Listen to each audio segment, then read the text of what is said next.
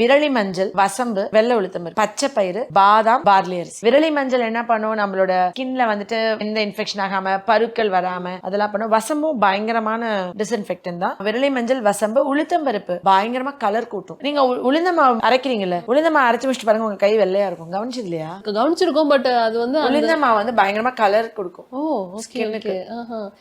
ஸ்கின்னுக்கு நான் உளுந்த மாவு யூஸ் பண்ணி கேள்விப்பட்டதே இல்லை. உளுத்தம்பருப்பு மாவை அரைச்சிட்டு தேன் ஊற்றி மிக்ஸ் பண்ணி வச்சிடணும். டெய்லி எடுத்து ஃபேஸ்க்கு அப்ளை பண்ணணும். கலர் கூடும். அது நல்ல டார்க்கா இருக்கும் கூட கலர் கூடுவாங்க. இது வந்துட்டு இது அந்த உளுத்த மாவு வந்து பயங்கர சூப்பர் ஃபேஸ்க்கு. நம்ம வேணா இதுல பச்சை பயிர் ஆட் பண்ணிக்கலாம். பட் நான் வந்துட்டு வெள்ளை கொண்டக்கடலை கூட ஆட் பண்ணலாம். நம்ம எல்லாமே ஈக்குவல் ப்ரொபோர்ஷன். 100 கிராம் விரலி மஞ்சள், வசம்பு, பச்சை பயிறு, வெள்ளை கொண்டக்கடலை.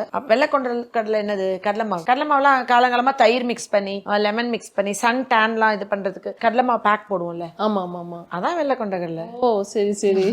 அப்ப வந்து வெள்ளை கொண்டக்கடலை. அதுக்கப்புறமா பாதாம்.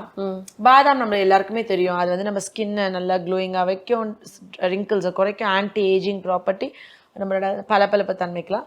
பார்லி ரைஸ் நிறைய பேருக்கு தெரியாது. Barley rice for face. அப்புறம் இதில் வந்து ஃபர்ஸ்ட்னு சொல்லணும்னா விரலி மஞ்சள், வசம்பு, உளுத்தம்பருப்பு, பச்சை பயிறு, பாதாம், பார்லி அரிசி, வெள்ளை கொண்டக்கடலை இதெல்லாமே போட்டுட்டு எடுத்துட்டு அரைச்சு பவுடர் பண்ணி வச்சிடணும். இது எப்படி மிஷின்ல கொடுத்து அரைச்சு? மிஷின்ல கொடுத்து அரைச்சு. ஓகே. நம்ம ஆக்சுவலி இன்னும் இதுல நிறைய இன்கிரீடியன்ஸ் இருக்கு. 23 மூலிகைகள், 24 மூலிகைகள். நம்ம நிறைய ஆட் பண்ண டைல்யூட் ஆயிடுது. டைல்யூட் ஆனால் அவ்வளோ எஃபெக்ட் இருக்கிறது இல்லை. இதை வந்து நான் ஒரு ஸ்பூன் எடுத்துக்கிறேன். இப்போ உங்கள் குழந்தைங்களாம் ஹாஸ்டலில் இருக்காங்க, இப்போ சப்போஸ் காலேஜ் போயிட்டாங்க, ஒழுங்காக ஸ்கின் கேர் பண்ண மாட்டேங்கிறாங்க. அங்கே நீங்கள் வீட்டில் இருந்து நம்ம ஏதோ ஒன்று பண்ணிடுவோம். ஒரு ஜூஸ் கொடுப்போம், ஒரு பேக் கொடுப்போம். நம்ம எதுவுமே பண்ணுறது இல்லைன்னும் போது இது அரைச்சி அம்மா கொடுத்து விட்டா போதும். இப்போ வீட்டில் இருக்கோன்னா பச்சைப்பால் இதை மிக்ஸ் பண்ணிவிட்டு ஃபேஸில் அப்ளை பண்ணி வச்சுட்டு ஒரு 10 மினிட்ஸ் கழித்து வாஷ் பண்ணிடலாம். இல்லை தேய்ச்சி குளிக்கலாம். இந்த பொம்பளை பிள்ளைகளுக்கு இந்த மீச முடி இருக்கும், எல்லாம் லேசர் பண்ணுவாங்க, வேக்சிங் பண்ணுவாங்க, த்ரெட்டிங் பண்ணுவாங்க, ஷேவ் பண்ணுறாங்க. ரெகுலராக குழந்தையிலேருந்து பிறந்து ஒரு 30 நாள் வரைக்கும் நீங்கள் போட வேணாம். 3 மந்த்ஸ்க்கு ஸ்கின் ரொம்ப சாஃப்டாக இருக்கும்.